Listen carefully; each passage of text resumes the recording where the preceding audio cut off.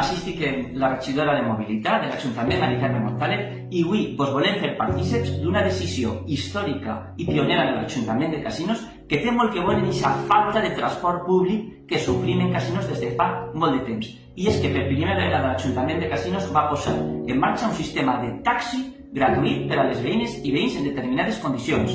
En quines condicions, Mari? Molt bé, bon dia a totes i tots. En este cas, el que anem a ficar és un transport a demanda en el que vindrà un taxi a replegar-vos hacia l'Ajuntament, sempre i quan compliu els següents requisits.